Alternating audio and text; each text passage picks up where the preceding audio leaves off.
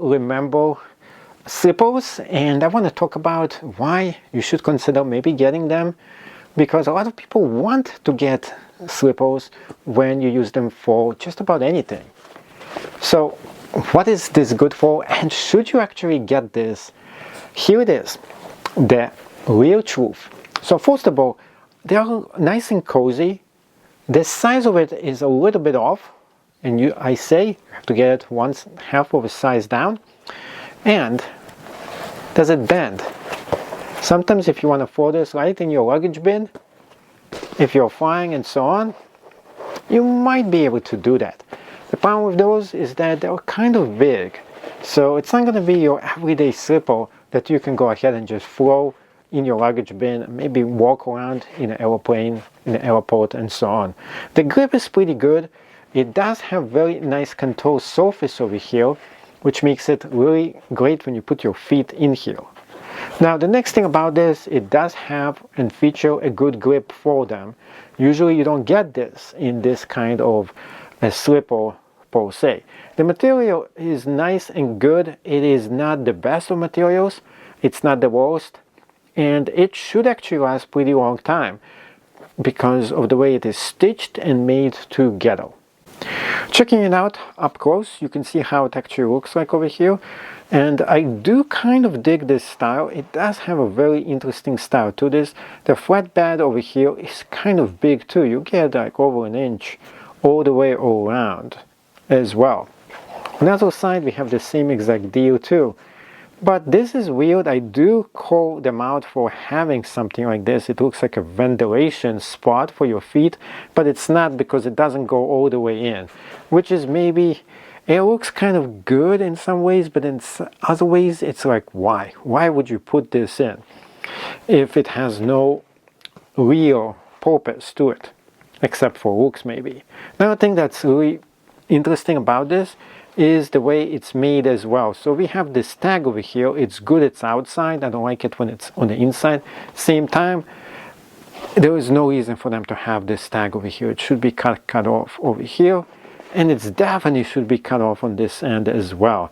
I don't see why they put it here. It kind of looks weird. Other than that, it's pretty good shoe, and it's pretty decent for you if you're looking for something with good grips. On the bottom, big platform, kind of comfy and nice looking as well. So since its name, Teva Terrain, here it is why. There is the contour surface terrain right over here, and as you put your feet in, you can kind of feel it all throughout the entire shoe.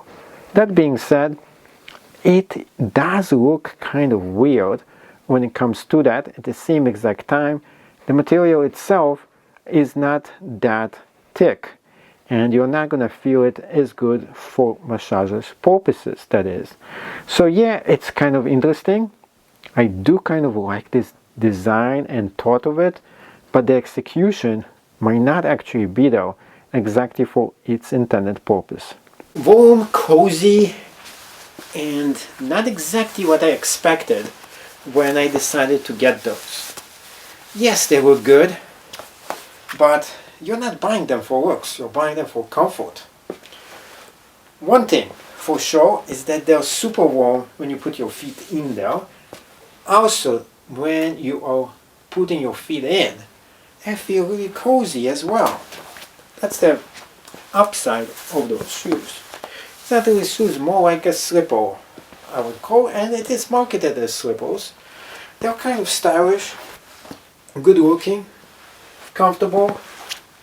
So what's the downside? Half a size down is what you should be buying it. On the side over here, I'm not sure what this is for. It looks kind of weird, and it appears on both sides, just right here. Also, if you want to put this on, there is this nut here, kind of like thing. You can put your finger in here and just slip it on. Not sure what it's actually for, because it's not needed as well. Plus there's the tags here, right on this side, and this nut here over here that I see no purpose for this whatsoever. They're definitely cozy, they're warm, and they feel good. Full freedom of movement over here for you.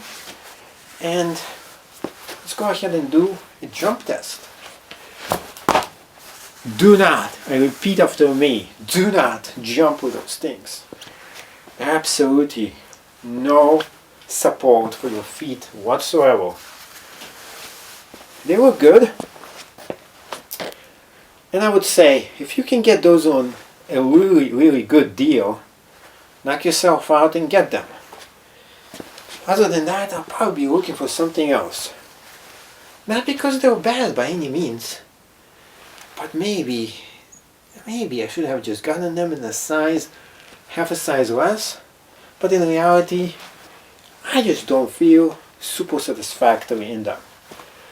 I would say on a rating out of 10 stars, I would give them a 6.5.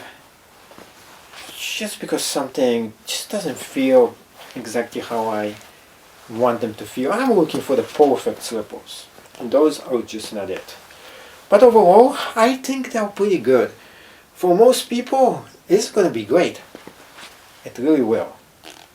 But for some who are super picky like me, it doesn't cut it yet. Another thing I don't like about this is when you put your feet here, it doesn't bounce. This is probably my biggest thing I don't like about it. That when you step on it, you have to be careful. It just doesn't have the traction control that is correct. So if you put it like this, you can slip and really hurt your foot. So be careful with that. Other than that, and that's not an actual real issue, I would say, because most people are going to walk this inside the house. But if you walk outside, you gotta be careful. It's just something for you to keep in mind. Other than that, it's pretty good. It's really good to, specifically for what it is just a slipper. And a pretty good one at it.